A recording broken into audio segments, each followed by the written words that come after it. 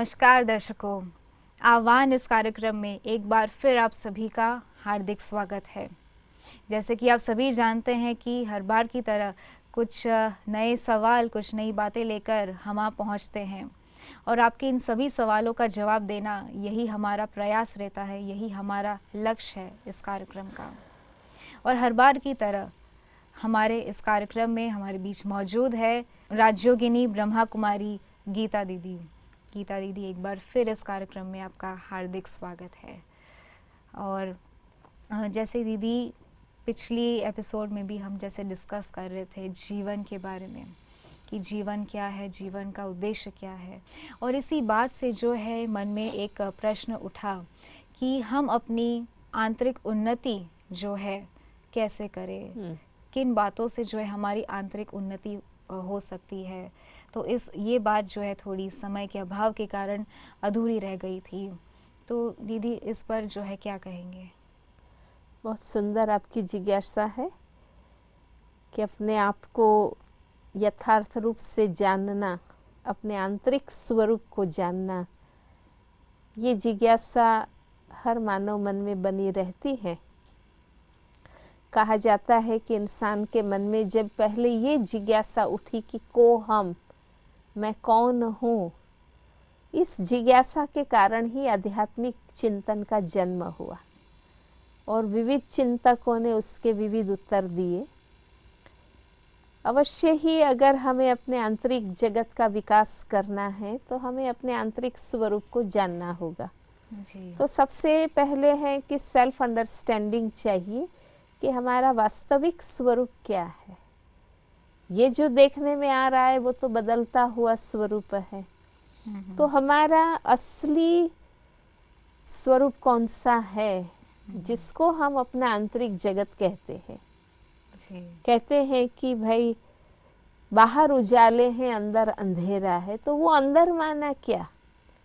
तो सबसे पहले उन्नति के लिए सेल्फ अंडरस्टैंडिंग चाहिए, सही समझ चाहिए, और वो समझ मिलने के बाद उस पर रिफ्लेक्शन करना बहुत ज़रूरी है। बार बार रिफ्लेक्शन करने से ही हम गहराई में जाते हैं और अनुभूति की ओर हमारे कदम आगे बढ़ते हैं। कई बार नॉलेज होता है पर हम रिफ्लेक्ट नहीं करते हैं तो वो चीज़ हमारी नहीं बन पाती है। तो जीवन में ये भी ज़रूरी है कि कुछ समय निकाल करके हम सेल्फ रिफ्लेक्शन करें और तब हम अपना जो वास्तविक स्वरूप है, आंतरिक स्वरूप है, आध्यात्मिक स्वरूप है, अविनाशी स्वरूप है, उनको जान करके हम उनका विकास कर सकते हैं। हम फिर से उस स्टेज पर अपने आप को पहुंचा सकते हैं। तो इसके लिए आप ज़रूर समय निकालिए और वो ज्ञान प्राप्त करके रिफ्लेक्शन अपने जीवन में करिए, तो अवश्य ही आप अपने आंतरिक स्वरूप को अच्छी तरह जान सकते हैं। और जिसको हम कहते हैं ना कि सेल्फ डेवलपमेंट, आज धंधे का विकास करना, परिवार का करना, बच्चों का करना, समाज का करना, ये सब हम कर रहे हैं, पर खुद का विकास आज हम भी कहीं ना कोई डेफिशिएंसी का अनुभव कर रहे हैं कि मेरे में ये शक्ति नहीं है, मैं ये नहीं बदल सकता हूँ, मेरा ये नेचर है। तो इस प्रकार की कई कमियां हम अपने आप में महसूस कर रहे हैं। तो ये जो हमारे अंदर कमियां हैं, डेफिशिएंसी है, उनको हम फुलफिल कर सकेंगे और अपने आप में नवीनता, इंसान का नेचर है कि उनको न्यूनेस अच्छा लगता है। हम नया चीज़ें ले आते हैं, नया सेटअप करते हैं, नया आउटलुक उसका बनाते हैं, एलिवेशन चेंज करते हैं, ये सब हम कर रहे हैं, पर हमारे अपने अंदर नवीनता कि और अच्छी अच्छी बातें हम धारण करें और अपना विकास करें, तो ये चीज़ें तभी बन सकेगी कि जब हम उसमें थोड़ा समय दें, उसका ज्ञान प्राप्त करें और उस दिशा में अपना प्रयास भी करें। जी दीदी, जैसे आपने पहले भी बताया कि कहीं ना कहीं ये लोग जानते हैं कि मेरे अंदर इस गुण या इस प्रकार की शक्ति या कोई भी बात है, इसका अभाव है, इसकी कमी है और इसे पूर्ण भी करना चाहते हैं, लेकिन आज की जैसे कहते हैं कि फास्ट लाइफ या जो भौतिक लाइफ हो चुकी है, इसके कारण जो है समय ही नहीं निकाल पाते। अपने आप को समय जान भी नहीं नहीं पाते। निकाल पाते हैं, पर सबसे बड़ी बात ये है कि हम जानते ही नहीं। जिज्ञासा है पर उसका आंसर हमारे पास नहीं है। पर अगर हम प्रयास करें वो आंसर हमें मिल सकता है।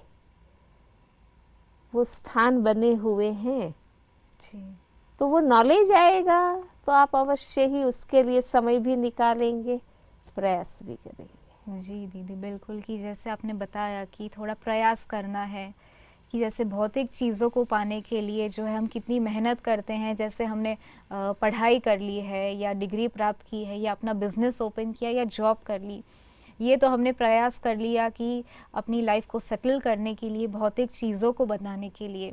लेकिन अब जैसे बताया कि हम अपनी अगर आंतरिक उन्नति चाहते हैं तो उसके लिए भी एक जो है जिज्ञासा होनी ज़रूरी है, और उसके लिए भी एक अलग हमें पुरुषार्थ करना है, नॉलेज हो उसका। नॉलेज भी हो इसके लिए। दीदी बहुत ही सुंदर जवाब दिया इसके लिए।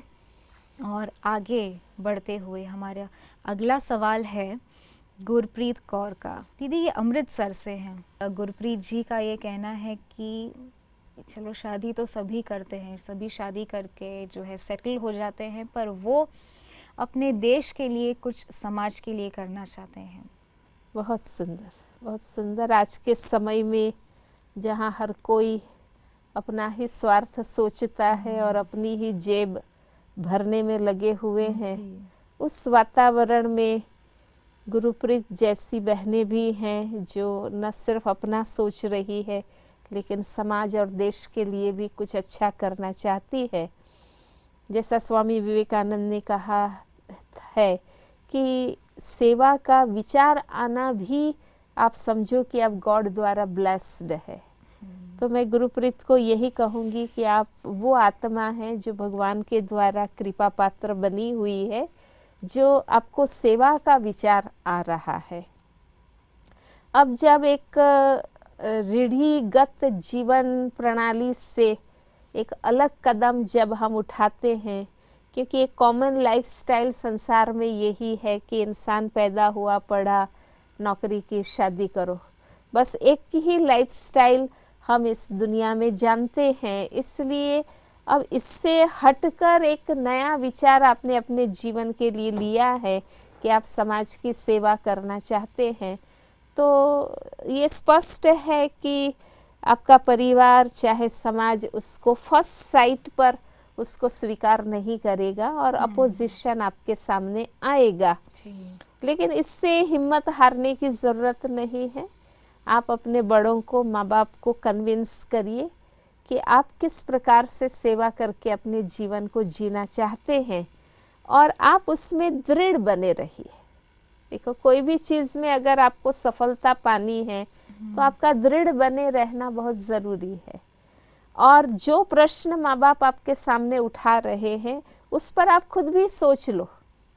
जो माता पिता कह रहे हैं कि कल उठ के हम नहीं होंगे तो तुम्हारे जीवन का आधार क्या, तो आप खुद भी उस पर गहराई से सोच लो ताकि भविष्य में आपको भी पश्चाताप मन में ना हो। और अगर आपको क्लियर है कि इन सब बातों को सोचते हुए भी मुझे अपना जीवन समाज की सेवा में लगाना है, सिर्फ एक परिवार की सेवा करके सीमित रहना नहीं चाहती हूँ, पर समाज की सेवा करना है, तो आप उसमें फिर दृढ़ता बना के रखिए। आज नहीं कल वो लोग ज़रूर समझेंगे और आप अपनी छोटी छोटी सेवा शुरू कर दीजिए। समाज सेवा के लिए कोई बड़े प्रोजेक्ट बनाने की ज़रूरत नहीं है। हम अपने आसपास नज़र करेंगे, हर स्थान पर हर किसी को कोई ना कोई सेवा की आवश्यकता होती ही है। अगर वो छोटी छोटी समाज सेवा सहयोग के कार्य आप शुरू कर देंगे तो अपने आप माँ बाप को भी लगेगा कि नहीं, ये सिर्फ बात नहीं करती है लेकिन प्रैक्टिकल इसको लगन है। और दूसरा, अगर माँ बाप उसमें कॉपरेट नहीं कर रहे हैं और आपको कहते हैं कि आप शादी कर लो और सेटल हो जाओ, तो आप इसको विरोध नहीं समझिए। ये विरोध नहीं है। माँ बाप चाहते हैं कि आपका जीवन सेटल्ड हो। कल उठ के फिर आप कहो आयु होने के बाद कि मुझे शादी करनी है, तो माँ बाप कहेंगे कि अब हम क्या करें। तो वो समाज का भी सोचेंगे, आपका भविष्य का भी सोचेंगे। इस हिसाब से वो आपको पक्का कर रहे हैं ठोक ठोक करके कि आप जो लक्ष्य ले रहे हैं वो सब सोच समझ के लिया है और उसमें आप कैसी भी बातें आए पक्के बने रहेंगे। तो ये विरोध नहीं है, लेकिन आपको और मैच्योर बनाने की एक मेथड है। अगर आप अपनी मैच्योरिटी बताएंगे कि ये सब बातें सोचने के बाद मैंने ये निर्णय लिया है, और आप उसमें ही दृढ़ बने रहे और शुरू हो जाइए सेवा कार्य करने में, तो अपने आप उन लोगों को भी फिर आप में विश्वास आएगा कि ये सिर्फ बातें नहीं करती है, लेकिन इनको क्लैरिटी भी है, दृढ़ता भी है और ये पूरी उसमें फोकस्ड है। ये उनको अनुभव हो जाएगा, फिर वो विरोध नहीं करेंगे, वो आपको सहयोग देंगे। जी, माने कहीं ना कहीं उन्हें थोड़ी मेहनत करनी है, कुछ ऐसा कर दिखाना हाँ। है, ऐसे रिजल्ट्स दिखाने हैं जिससे कि उनकी बातों को वो मान जाए। बहुत कम लोगों को ऐसे विचार आते हैं, जी, है ना। हर कोई अपना वही लौकिक सांसारिक भौतिक जीवन ही जीते हैं। मैं गुरुप्रीत बहन के माता पिता को भी कुछ कहना चाहूँगी कि आप अपनी बच्ची के लिए इतने केयरफुल है, ये बहुत अच्छी बात है। आज के माहौल में इस प्रकार की सामाजिक सेवा के लिए बच्ची का उत्साहित होना और जीवन को उसमें लगाने का लक्ष्य बनाना, ये बहुत ही ऊंची बात है। तो उसको वेरीफाई करना और पक्की कराना ये भी ज़रूरी है। पर मैं ये ज़रूर कहूँगी कि आप अपने मान्यताओं में भी थोड़ा परिवर्तन करें कि शादी कर लेने से ही जीवन सेटल हो जाता है, ऐसा नहीं है। आज हम अपने आसपास के समाज में देखते हैं कि शादी किए हुए भी कितने डिस्टर्ब है, कितने डिवोर्स केसेस हो रहे हैं। वो आपस में ठीक से रह नहीं पाते हैं, हर आए दिन इनका कलेश होता है। तो ये एक हमारी पुरानी मान्यता है, आज सिर्फ उसी पर हम बने रहे वो भी ठीक नहीं है। शादी करने के बाद बच्ची वहाँ सेट नहीं होती है, उनका अपना कोई कारण नहीं होता है, पति ससुराल वाले के तरफ से कोई कारण होता है, और वो वापस आपके पास आती है तो आप उनको स्वीकार करते हैं, फिर से उनके जीवन के लिए कुछ सोचते हैं। तो अगर बच्ची सेवा करना चाहती है और मान लो सेवा करने में आगे चल के ना भी सेटल हुई, तो उसमें आपको लज्जित होने की या सोचने की आवश्यकता नहीं है। जैसे उनके सांसारिक जीवन में भी आप अंत तक जवाबदार रहते हैं और जहाँ तक आप हैं मदद करते रहते हैं, ऐसे उनका इतना ऊंचा लक्ष्य है तो उसको भी आप समझने की कोशिश करें और उसमें आगे बढ़ने में आप जो भी यथासंभव मदद कर सकते हैं वो करें। तो थोड़ा बड़ों को भी अपने विचारों में बदलाव लाना होगा और गुरुप्रीत बहन को भी अपने लक्ष्य समाज सेवा का जो वो बना रही है उनको प्रैक्टिकल करने में और अधिक दृढ़ता लानी होगी, बड़ों के साथ स्पष्टता करनी होगी और सेवा के क्षेत्र में जो बातें आती है वो सारा सोच समझकर अपनी प्रिपरेशन कि अपने में वो शक्तियाँ और योग्यता लाने का भी वो पुरुषार्थ करें, ये भी ज़रूरी है, क्योंकि सेवा भी कोई सहज नहीं है। जी, हमारे सभी दर्शकों को ये संदेश दिया है कि हम आज कुछ एक अलग तरीके से भी सोच सकते हैं और सोचने की हिम्मत भी रखते हैं। तो गुरप्रीत जी से भी हमारा यही कहना है कि जब हवा के रुख से आप विपरीत जा रहे हैं तो इसके लिए आपको थोड़ा एक्स्ट्रा मेहनत, थोड़ी एक्स्ट्रा पुरुषार्थ करना होगा। और जैसे दीदी ने भी बहुत ही सुंदर इसका उत्तर दिया कि सबसे पहले तो आपको अपने आप पर विश्वास होना ज़रूरी है कि आपने ये जो दिशा चुनी है उसमें जो है आप दृढ़तापूर्वक पूरे हिम्मत और पूरे कॉन्फिडेंस के साथ आप इस पर चलना ही चाहते हैं। और जब इस दृढ़ता के साथ आप आगे बढ़ रहे हैं तो आगे का आपका रास्ता बहुत ही स्मूथ रहेगा और आपको सफलता भी जो है ज़रूर मिलेगी। सेवा के क्षेत्र में अवरोध भी आते हैं, विघ्न भी आते हैं, मुश्किलियाँ आती है, और दूसरा प्रलोभन भी आते हैं।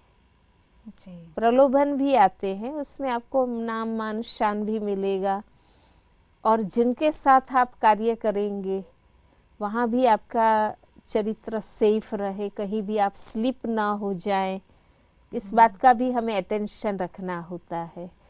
तो पहले से ही उसका प्रिपरेशन भी करें। अक्सर माँ बाप यही सोचते होते हैं कि समाज सेवा करेगी, उसमें भी कई भाई बहनों के संपर्क में आएगी, वहाँ कहीं अगर किसी से दिल लगा बैठी और कोई भी ऐसा कदम लिया तो हम समाज में क्या मुंह दिखाएंगे। तो अपने चरित्र की नींव को बहुत शुद्ध बनाइए, बहुत शक्तिशाली बनाइए, ताकि कोई भी संसार का अट्रैक्शन सेवा के फील्ड से भी हमें चलित न करे, कहीं भी हम फंसे नहीं, उलझे नहीं। तो ये पूरी प्रिपरेशन के साथ वो उस क्षेत्र में कदम रखेगी तो ज़रूर वो सफल होगी। इसलिए हमारी तो गुरुप्रीत बहन को बहुत बहुत शुभकामनाएं भी हैं, और हम भी उनके साथी हैं। जो भी आगे मार्गदर्शन और साथ वो चाहती हूँ तो हम भी उस बारे में मार्गदर्शन दे सकते हैं। जी दीदी, दिल्ली से, और इनका नाम है प्रिया, जो 21 साल की है। अब वैसे तो वो इंदौर की रहने वाली है, दिल्ली अपनी पढ़ाई आगे पूरी करने के लिए वो आए हैं, और एक हॉस्टल में वो रहते हैं। अब जिस कॉलेज में उनकी पढ़ाई चल रही है उसमें जो है साथ ही उनके कुछ 5 से 6 कज़िन्स भी हैं, एक ही परिवार के कुछ कज़िन्स भी साथ में पढ़ रहे हैं। आज तक जो है उन्हें अपने जीवन में हर तरह की सुविधा और स्वतंत्रता मिली है। उनके परिवार या उनके पेरेंट्स की तरफ से कोई किसी भी तरह की या किसी बात में रोक टोक नहीं रही है। अब आगे जो वो पढ़ाई करने आई हैं, तो इसमें जो यहाँ से ही जो इनकी समस्या शुरू होती है। अब भले ही उनके पेरेंट्स दूर हैं, लेकिन अब उन्हें इतना दूर रहकर भी उनसे जो है रेस्ट्रिक्शंस का अनुभव हो रहा है। उनका कहना है कि आज इतना मुश्किल हो गया है उनके लिए कि अगर वो क्लास में से चलो कोई नोट्स भी मांगना चाहती है, और ये नोट्स मांगने के लिए अगर वो किसी लड़के से भी बात कर लेती हैं, तो ये बात भी उनके घर पर मंजूर नहीं है, और कहीं ना कहीं ये बात उनके घर तक पहुंच जाती है। अब लड़की दूर रहती है तो पेरेंट्स का कॉल जो है नेचुरली आता है टाइम टू टाइम, हफ्ते में एक बार। तो प्रिया जी कहती हैं कि जब भी मैं अपने पेरेंट्स से बात करती हूँ तो उनका जो है एक अलग ढंग से मुझसे बात करने का ढंग जो है काफ़ी अलग रहता है, कि मुझसे ऐसे बात करते हैं कि सब कुछ ठीक तो है, सब अच्छा तो चल रहा है, कहीं आप कुछ गलत तो नहीं कर रहे हो। तो वो कह रही है कि क्यों मुझसे इस तरह से बात किया जा रहा है, मुझ पर भरोसा नहीं है जो इतने वर्षों तक था। इतना दूर रहकर उन्हें ये फील हो रहा है कि मुझ पर कहीं ना कहीं मेंटल टॉर्चर हो रहा है। उन्हें इस बात का बहुत बुरा लग रहा है कि उनके पेरेंट्स को जो है अपने पर भरोसा नहीं है। और जब सामने से वो पूछती हैं कि आपको ये बातें कहाँ से पता चली, तो उनके पेरेंट्स यही कहते हैं कि आपको इनसे कोई मतलब नहीं, आप बताओ आप ठीक तो कर रही हैं। हम प्रिया को यही कहेंगे कि इसमें आप डिस्टर्ब मत होइए। आखिर आपके माँ बाप है, वो आपका शुभ ही सोचते हैं, और अगर वो इस प्रकार की कोई इंक्वायरी भी करते हैं या आपसे डायरेक्ट पूछते भी हैं तो आप बुरा क्यों लगाते हैं। सबसे अच्छी बात तो ये है कि वो डायरेक्ट आपसे पूछ रहे हैं, किसी से इंक्वायरी नहीं करा रहे। इंक्वायरी कराते तो और बुरा लगता है। तो ज़रूर माँ बाप खुले मन के हैं, तुम्हारे से प्यार है तभी तो तुमसे डायरेक्ट पूछ रहे हैं।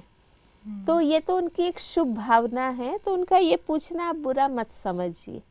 मान लो अगर आपको ऐसा शायद डाउट हो रहा है कि कोई ना कोई आपके कॉलेज से, चाहे आपकी कजिन्स या कोई फ्रेंड्स माँ बाप को ये बातें पहुंचा रहे हैं, इसलिए वो वहाँ बैठे भी आपको कंट्रोल कर रहे हैं और आपको रेस्ट्रिक्शन का अनुभव हो रहा है, तो ये एक स्वाभाविक बात है कि अगर उनके मन में जो आपके कजिन्स है या फ्रेंड्स है या कोई भी है, अगर वो ऐसी छोटी छोटी बातें भी माँ बाप को पहुंचाते हैं तो उसमें भी आप डिस्टर्ब ना होइए। अगर आप कुछ गलत करते ही नहीं है तो आपको डरने की क्या बात है, जी। आपको मूंझने की क्या बात है।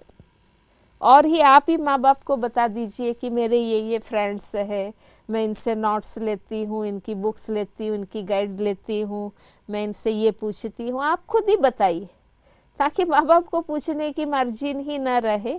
और माँ बाप पूछते हैं तो भी आप स्पष्टता से बताइए कि हम सब साथ पढ़ रहे हैं और ये तो एक स्वाभाविक बातें हैं और मैं आपकी जो इच्छा है उसी अनुसार ही चलूँगी। मेरे तरफ से निश्चिंत रहिए, कोई गलत कदम मेरे से नहीं उठेगा। आपने मुझे बहुत अच्छे संस्कार दिए हैं और बचपन से मुझे बहुत अच्छी तरह से पाला है, तो मैं इसका रिटर्न ज़रूर दूंगी, इसलिए आप निश्चिंत रहिए। तो देखो, कहीं भी कोई कार्य आप करते हैं बातें तो आती ही है। आप पढ़ने गए हैं, दूर बैठे माँ बाप पूरा देख नहीं सकते हैं तो नेचुरली वो आपसे ही पूछेंगे, वेरीफाई करेंगे। तो अपने ही माँ बाप से हम क्यों भारी हों और हम ये क्यों सोचे कि माँ बाप को मेरे में भरोसा नहीं। हम ऐसा क्यों सोचे, हम और ही उनकी शुभ भावना को समझे कि देखो मेरे माँ बाप कितना मेरे लिए सोच रहे हैं, ध्यान रख रहे हैं, ये तो और ही अच्छी बात है। दीदी, इस पर जो है जो सवाल प्रिया जी ने भेजा है, इस पर आगे भी वो लिखकर भेजती हैं कि जब मैंने कुछ नहीं किया है तो मेरे पेरेंट्स को जो है इतना शक है मुझ पर, इतना डाउट है, तो अब इतना नेगेटिव प्रभाव पड़ा है उनका इस बात पर कि वो कह रहे हैं कि क्यों ना मैं फिर कुछ गलत ही कर दूं। ये तो बिल्कुल बेसमझी की बात प्रिया तुम कर रही है। इतना बचपना हमें नहीं दिखाना चाहिए या युवानी के जोश में नहीं आना चाहिए, ऐसी गलत बात नहीं उठाना चाहिए। कोई हमें गलत कह रहा है इससे हम गलत नहीं हो जाते हैं, पर अगर आप कुछ गलत करते हैं तो सिद्ध हो जाता है कि आप है ही ऐसे। इसलिए कदम कोई भी कर्म करने से पहले हमें बहुत सोचना चाहिए। कोई आपको बुद्धू कह देता है, इससे आप बुद्धू नहीं हो जाते हैं, पर इस प्रकार का कोई कर्म आप करते हैं तो हर कोई कहेगा कि देखा ना, ये उनका कर्म बता रहा है कि इसमें बुद्धि नहीं है। इसलिए अधैर्य मत होइए, शांत मत होइए, बहुत धीरज रखिए। कोई के गलत माँ बाप शक कर रहे हैं, ये बात ही आप दिमाग से निकाल दीजिए। माँ बाप कभी भी शक नहीं करते हैं, माँ बाप हमें सेफ रखने के लिए बार बार पूछते हैं। तो वो जितनी बार पूछते हैं उतनी बार आप भी बहुत प्यार से और स्वस्थता से सच्चाई का जवाब दीजिए कि नहीं मम्मी पापा आप निश्चिंत रहिए, ऐसा कुछ भी नहीं हो रहा है। हाँ, हम साथ में पढ़ते हैं तो हमारा सबसे बात करना, मिलजुल के पढ़ना, बैठना उठना ये सब होता ही है, पर मुझे आपने जो संस्कार दिए हैं सचरित्रता के, वो मेरे सदा सलामत रहेंगे। ऐसा वो ठोस अपनी बात बताएं, ना कि कोई उल्टा करने के लिए वो आमादा हो जाए कि मैं जब गलत समझ ही रहे हैं तो मैं गलत कर दूं। अब इसमें नुकसान किसको होगा बताइए। मान लो लोगों के कहने पर आपने भी तो मान लिया ना, माँ बाप मान रहे हैं और इंक्वायरी कर रहे हैं तो तुमको अच्छा नहीं लग रहा है, अब खुद मान के गलत करने तैयार हो गई है, तो ये तो कितनी गलत बात है। तो आप क्यों मान रहे हैं? आप अपने में विश्वास रखिए कि जब आप गलत कर ही नहीं रहे तो 10 प्रकार से इंक्वायरी हो तो भी आपको कुछ होने वाला नहीं है। इसलिए शांति बना के रखिए, बिल्कुल ही गलत कदम हमें नहीं उठाना है। जिस अच्छाई के साथ तुम चल रही है चलती रहो और माँ बाप को स्पष्ट बताते रहो। जी बिल्कुल, आपने जैसे बताया बहुत ही स्पष्टता से प्रिया जी को अपना उत्तर ज़रूर मिला होगा। प्रिया जी, जैसे दीदी ने बताया कि आज दिन तक आप जैसे जिस सच्चाई या सफाई को पकड़कर चलते आए हैं, बिल्कुल ऐसा ही चलते रहे अपने मार्ग पर, क्योंकि हम जब सच्चे हैं, हमने जो है कोई गलत काम नहीं किया है, तो हमें घबराने की ज़रूरत नहीं है कि लोग इसके बारे में क्या सोच रहे हैं, या अगर किसी को मुझ पर डाउट भी है तो कहीं ना कहीं उनकी मिसअंडरस्टैंडिंग है।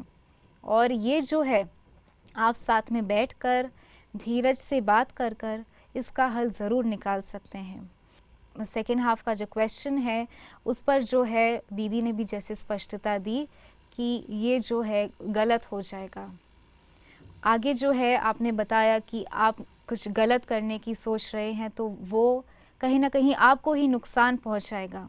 और अब अगर आप कुछ गलत करते हो तो इनका सोचना तो ये स्वाभाविक हो जाता है। तो अपने इस मार्ग को आप ना छोड़ें और ऐसे ही अपनी सच्चाई और सफाई बनाकर रहे, यही हमारा आपके लिए संदेश है।